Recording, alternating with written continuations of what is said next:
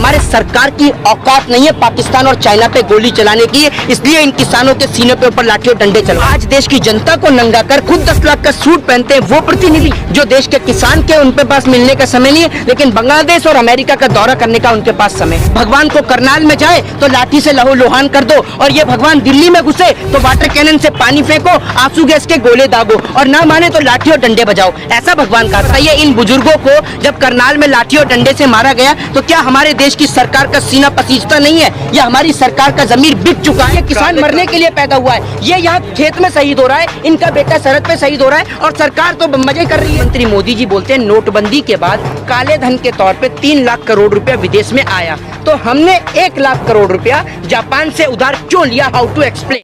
आप ये बताइए, आप भारत बंद कर रहे हैं तो आप क्यों कर रहे हैं? हम इन बिलों को वापसी लेते हैं। एक प्रश्न आपसे पूछ सकता हूँ, एक मिनट, मैं मेरे बात आप मुझे बताइए, एक प्रश्न आपसे पूछता हूँ, चलिए आपकी सारी बातों को मैं जायज़ ठहराता हूँ, एक प्रश्न का जवाब आप मुझे एक शब्द में दीजिएगा। जब हमें पता है कि इस बिल के जरिए हमारे 650 से ज़्यादा किसान भाइयों ने अपनी जान को खोया, हमें पता है हमारे किसान भाई सड़कों पे बैठे हुए हैं, हमारे किसान भाइयों को गर्मी का सामना करना पड़ा, बरसात का सामना करना पड़ा और धूप का सामना करना पड़ा, तो क्या हमारे देश की सरकार एक बिल को वापसी नहीं ले सकती? एक बात आपसे पूछ रहा हूँ, जब लोग हम कहते हैं हम सरकार की बात से कह कि फ़ायदा है, लेकिन जनता नहीं लेना चाहती, तो आप क्यों दे रहे हैं जबरदस्ती? देखिए, अगर जनता आपसे एक सवाल में जवाब वापस होना चाहिए, नहीं होना चाहिए? जी जवाब दे रहा हूँ, मैं दे रहा हूँ जी। जनता की बात करते हैं आप, वो कहते हैं मुट्ठी भर किसान है, जनता है नहीं। जनता अगर नहीं होती वो जीतती क्यों? जनता उनके साथ है, जनता उनके साथ है, जनता किसान बिल वालों के साथ नहीं है। अच्छा, आप समर्थन कर रहे हैं, आपके साथ नहीं है, जनता उनके साथ है, उनके बिल का समर्थन कर रही है, इसलिए वापस लेने का कोई सवाल नहीं है, ये उनका कहना है स्पष्ट। बिल्कुल बिल्कुल, आपने सरकार की बात को रखा। आप मुजफ्फरनगर गए थे? गया था मैं। आपने मुजफ्फरनगर महापंचायत देखी? पूरी खबर। तो आपको पता है, ये आपको बखूबी तौर पे पता है कि क्या सरकार की मुट्ठी इतनी बड़ी है कि कश्मीर से कन्याकुमारी तक देश की जनता को अपनी मुट्ठी में समेट ले?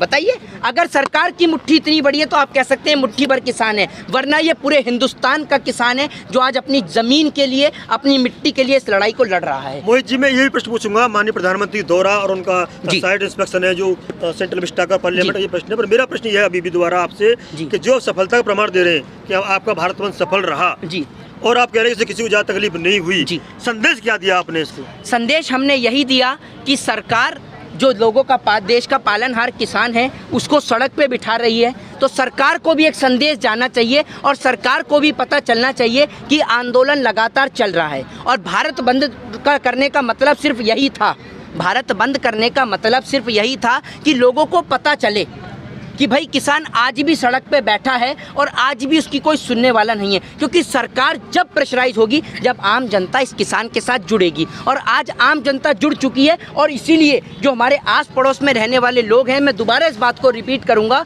कि उन्होंने एक बात को कहा कि आज हम ऑफिस नहीं जाएंगे, वो इसलिए कि हमारी तनख्वाह कटे तो कटे, लेकिन आज हम अपने किसान को समर्थन देंगे और भारत बंद में उसके साथ खड़े होंगे। आप कह रहे हैं ये कि मतलब जनता ने परेशानी हुई, वो नहीं जाएंगे, तनख्वाह कटे तो कटे, ये लाखों गाड़ियाँ जा रही हैं, ये कहाँ से जा रही है? दिल्ली गई तभी वापस आ रही है, गए थे लोग, जाम में फंसे थे लोग। सभी को पता है 4 बजे तक की गाड़ियाँ थी, और यहाँ पर कौन सा जाम लगा हुआ था ये बताइए? ये तो गाड़ी दिल्ली वाला है भैया, बताइए दिल्ली पे कहाँ पर जाम था? आप बताइए। मैं आनंद विहार पे जाम था, आनंद विहार पे जाम था भैया, सुबह आनंद विहार पे था ना, सुबह का था। अभी टाइम क्या हो रहा है?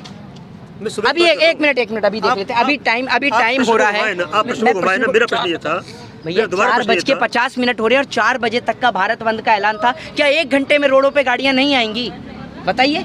आपका प्रश्न, आपका उत्तर ये था कि मतलब लोग घर पे नहीं गए, घर पे रहे, तनख्वाह कटे तो कटे, नहीं कटे तो कटे, घर पे थे, तो पर ये गाड़ी गई थी तभी तो आ रही है। सुनिए, गाड़ियां भी थी, लोग जाम में थे, और जाम में थे तो उन्होंने ये कहा कि अपने किसान भाई के लिए अगर हम 1 घंटा 2 घंटा 4 घंटा अगर जाम में भी रह लेते हैं तो आपत्ति क्या? जो लोगों का पेट घर पे थे। अरे भैया, मैं कह रहा हूँ, मैंने क्या कहा आप उस बात को समझे नहीं। मैंने क्या, कुछ साथियों ने, कुछ लोगों को बोला है, मैंने सभी को नहीं बोला। अब कुछ में ये तो है नहीं पूरा 133 करोड़ हिंदुस्तान आ जाता है, ठीक है ना, तो मैंने कुछ लोगों को बोला है जी। ये बताइए, एक मिनट, मेरा प्रश्न है, अभी आप कह रहे किसानों के लिए योगी जी ने, माननीय योगी जी ने अभी गन्ना का मूल्य बढ़ाया है, मंत्रिमंडल का विस्तार भी किया है, जी, आराम से मतलब सरकार को ढंग से चलाया जा सके। एक बात आप मुझे बताइए, क्या 4.5 साल के कार्य में अब मात्र कितने दिन बचे हैं? अब इस सरकार के मुश्किल से 4 महीने बचे हैं, और 4 महीने भी इलेक्शन कैंपेनिंग के हैं। क्या 4.5 साल में योगी जी को गन्ने के दाम बढ़ाने की याद नहीं आई? तो आपको भी आसानी से पता है। अब ये आपके ऊपर डिपेंड करता है कि आप इस सवाल का जवाब दें चाहे ना दें। आपको भी पता है कि ये सरूफा दिया गया है देश के किसान। प्रधानमंत्री जी बोल रहे हैं अभी तो 25 रुपए बढ़ाए हैं, अभी जनवरी में दुगनी कर देंगे। भैया प्रधानमंत्री जी ने कहा कि अभी तो 25 रुपए बढ़ाए हैं। की बात है, दुगनी हो जाएगी। नहीं, दुगनी हो जाएगी। बिल्कुल। कैसे दुगनी होगी? ऐसे दुगनी होगी जैसे हमें 2 करोड़ रोजगार मिला, वैसे दुगनी होगी जैसे आज आप बुलेट ट्रेन में सफर कर रहे हैं, या वैसे हो जाएगी जैसे आप 100 स्मार्ट सिटियों को बनते हुए देख रहे हैं। कैसे दुगनी होगी जरा ये बता दीजिए। आप स्मार्ट सिटी की बात कर रहे हैं, आप सेंट्रल मिनिस्टर की बात नहीं करते, सेंट्रल बजट नई पार्लियामेंट की बात नहीं करते। भाई आप शुरुआत तो हुई। अरे भैया 7 साल में सिर्फ शुरुआत ही हुई है। चलिए एक बात मुझे बताइए, पार्लियामेंट में इस देश की गरीब जनता 133 करोड़ जनता में से गरीब जनता कौन सी पार्लियामेंट में जाती है? इस बात का आप जवाब दीजिए। गरीब जनता के प्रतिनिधि जाते हैं वहाँ पे। भैया गरीब जनता ही चुनती है उनको, वही भेजती है वहाँ पर। गरीब जनता के कैसे प्रतिनिधि? जो आज देश की जनता को नंगा कर खुद 10 लाख का सूट पहनते हैं, वो प्रतिनिधि? या वो प्रतिनिधि जो देश के किसान के उनके पास मिलने का समय नहीं है, लेकिन बांग्लादेश और अमेरिका का दौरा करने का उनके पास समय है? किसने चुना था? चुना तो जनता नहीं था, चुनती जनता ही है। चुनती जनता ही, और गलती भी जनता से ही होती है, और गलती को सुधारने का काम भी ये जनता ही करती है, और अब बखूबी इस गलती को सुधारेगी। आप मतलब बीजेपी के पीछे क्यों पड़ गए? भाई आप एक बात मुझे बताइए, मैं बीजेपी के पीछे पढ़ूं तो क्यों ना पढ़ूं? अब एक सवाल का आप मुझे लॉजिकली जवाब दीजिए। एक मिनट, आपने कहा बीजेपी के पीछे क्यों पड़े? मैं आपको एक जवाब दे रहा हूँ। पहले मैं आपको एक जवाब दे रहा हूँ। नहीं, मैं सुनूंगा आपकी बात। एक सवाल का जवाब मैं आपको देना चाहता हूँ, और आपसे आज पर्सनली सवाल है, आपसे सिर्फ। बताइए। सरकार ने जनधन योजना के तहत खाते खुलवाए, 500 रुपये प्रत्येक खाते में डलवाए, ठीक है। प्रधानमंत्री जी अक्सर अपने भाषण में कहते हैं 125 करोड़ की आबादी। हम 125 करोड़ की आबादी पे न जाके 50 करोड़ की आबादी की बात कर लेते हैं। अगर 50 करोड़ आबादी ने खाते खुलवाए और 500 रुपये अपने खाते में डलवाए, तो आप लगाइए कितना पैसा आया। लगाते रहिए, जीरो, कोई हिसाब नहीं है। लेकिन एनपीए के तहत 3,16,500 करोड़ रुपए का कर्जा किसका माफ किया सरकार ने? अंबानी साहब का। सुनिए अब ये मेरा भी खत्म नहीं हुआ। अंबानी साहब का माफ किया, किसान का नहीं माफ किया।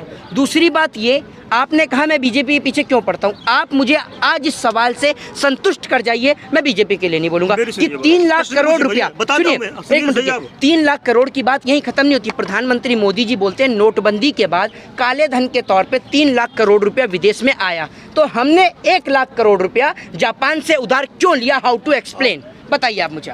80 करोड़ लोगों को जी भोजन के लिए राशन मिल रहा है। नहीं, मेरी बात ये 1 लाख, वो 3 लाख करोड़ कहाँ गया, और 3 लाख करोड़ कहाँ गया जो हमें 1 लाख करोड़ उधार लेना पड़ गया? बताइए ना, बता रहा हूँ मैं।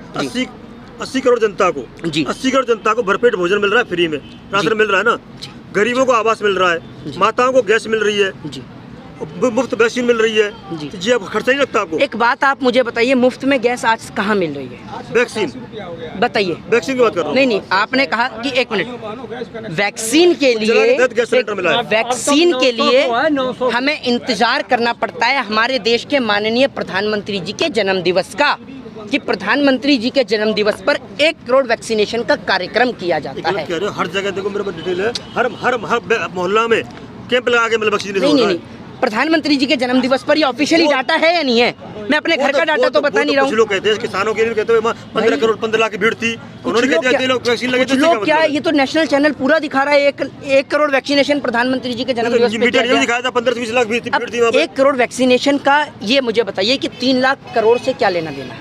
आपने कहा 3 लाख करोड़, मुझे आप इस बात के लिए सेटिस्फाई करिए कि अगर 3 लाख करोड़ विदेश से आया हमारे पास में काले धन के तौर पे, तो 1 लाख करोड़ क्यों उधार लिया? बताइए मुझे इस बात का जवाब। मैं भी जानना चाहता हूँ, हमारे सब बुजुर्ग भी जानना चाहते हैं। बताइए, आप सभी लोग हैं, इतने सारे लोग हैं, आप सभी मिलकर बता सकते हैं, कोई दिक्कत नहीं। वो क्या हुआ वो अलग बात है, जनता की बात कर रहे हैं। अब जनता आपने कहा जनता की आवाज उठाते हैं, मैंने ये किसानों की आवाज उठाते हैं। मोहित जी, अब किसान की आवाज उठाते हैं, तो ये किसान ये भी तो पूछना चाहता है कि सरकार 3,16,500 करोड़ का कर्जा अंबानी साहब का माफ कर सकती है, तो क्या ये तीनों काले कृषि कानून इन किसानों के लिए माफ नहीं कर सकती? बताइए ना। या फिर ये किसान मरने के लिए पैदा हुआ है? ये यहाँ खेत में शहीद हो रहा है, इनका बेटा सरहद पे शहीद हो रहा है, और सरकार तो मजे कर रही है। प्रधानमंत्री जी के विदेशी दौरे नहीं रुक रहे हैं। सरकार क्या है? सरकार तो मजाक, सरकार ने मजाक बना लिया। जैसे भारत बंद ना होके सरकार के कोई नेता का ऑफिशियली स्टेटमेंट नहीं है। सरकार इनको मवाली बताती है, खालिस्तानी बताती है, पाकिस्तानी बताती है, आतंकवादी बताती है। पहली बार कह रहा हूँ, 10 महीने पहली बार आपसे बात कर रहा हूँ, मैं आंखों डाल बात कर रहा हूँ। किसी बीजेपी के बड़े नेता ने कहा मवाली बता दीजिए आप।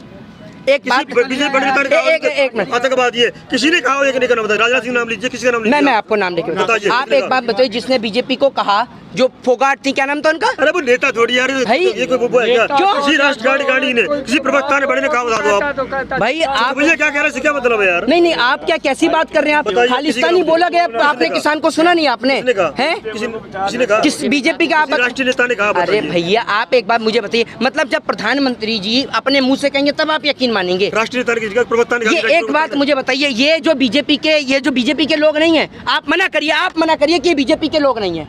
छोटे लोग क्या कहते हैं, सबसे कहते हैं, अरे भाई कहते हैं उधर के राष्ट्रीय स्तर पर देखिए, माननीय अगर सुनिए, अगर यही छोटे लोग, राजनाथ सिंह, माननीय राजनाथ सिंह ने किसानों को भगवान कहा था, उसे क्यों बताते हैं आप? किसको? किसानों के लिए। ऐसे भगवान नहीं, ऐसे भगवान कहा था कि इस भगवान को करनाल में जाए तो लाठी से लहू लोहान कर दो, और ये भगवान दिल्ली में घुसे तो वाटर कैनन से पानी फेंको, आंसू गैस के गोले दागो, और ना माने तो लाठी और डंडे बजाओ। ऐसा भगवान कहा था। कौन अपने आप भी हिंदू धर्म से आते हैं, हम भगवान को लाठी और डंडे से पूजते हैं? बताइए, इसको मारा गया, आप ये बताइए, इन बुजुर्गों को जब करनाल में लाठी और डंडे से मारा गया तो क्या हमारे देश की सरकार का सीना पसीजता नहीं है, या हमारी सरकार का ज़मीर बिक चुका है कि किसानों पे हमारे सरकार की औकात नहीं है पाकिस्तान और चाइना पे गोली चलाने की, इसलिए इन किसानों के सीने पे ऊपर लाठी और डंडे चलवाती है वो? आप ये कह रहे हैं किसानों पर लाठी डंडे चलवाती है और मतलब पाकिस्तान से, चाइना से बात करने की औकात नहीं है जी। वो तो कह रहे पूरे विश्व डंका बज रहा है माननीय प्रधानमंत्री का। विश्व में डंका देखा ना, विश्व में डंका देखा ना कैसा बजा? प्रधानमंत्री जी को हवाई जहाज से छतरी लेकर खुद उतरना पड़ता है। दूसरी बात, उनको रिसीव करने के लिए जो बाइडेन नहीं आते, वहाँ के जूनियर सेक्रेटरी वहाँ पर आते हैं प्रधानमंत्री को रिसीव करने के लिए। और जिस कमला हैरिस के सामने, जो भारत देश की बेटी विदेश तक जाके इस तिरंगे झंडे का नाम रोशन करती है, उसके सामने प्रधानमंत्री मोदी जी जब बैठ के बात करते हैं तो कैसे करेंगे? क्योंकि वो तो कह रहे थे अब की बार ट्रंप सरकार, तो बताइए मोदी जी कैसे आई टू आई कांटेक्ट कर पाएंगे? एक कमला हैरिस है और एक अपना कमला पसंद है, दोनों के दोनों वायरल हैं, समझ लीजिए। तो कमला हैरिस को न्योता देखा है भारत आने के लिए? उनको न्योता क्यों देंगे? वो भारत देश की मूल नागरिक है और कभी भी भारत देश में आ सकती हैं। नहीं, भारत देश की बेटी थी भाई, भारत देश की बेटी थी, और हमें गर्व है कि कोई नहीं, अब वहाँ की निवासी हैं, भारत देश की बेटी थी, और हमें गर्व है कि कोई हमारे देश का नागरिक अगर विदेश में जाके वहाँ का राष्ट्रपति बने, प्रधानमंत्री बने, उपराष्ट्रपति बने, तो हमारे लिए गर्व की बात है। हम छाती चौड़ी करके कहते हैं कि उनके पास कोई ऐसा ऑफिसर नहीं था, ऐसा कोई काबिलियत भरा नेता नहीं था जैसा कमला हैरिस थी, तो हम तो छाती चौड़ी करके कहते हैं। जो बात करी लोकतंत्र खतरे में, क्या कहना चाहेंगे? लोकतंत्र तो खतरे में है ही। जब किसान को मारा जाएगा, पीटा जाएगा, असम में जब लोगों को मारा जाएगा, उसका साथ पत्रकार देंगे, तो लोकतंत्र तो खतरे में है ही। जय हिंद, जय भारत, वंदे मातरम।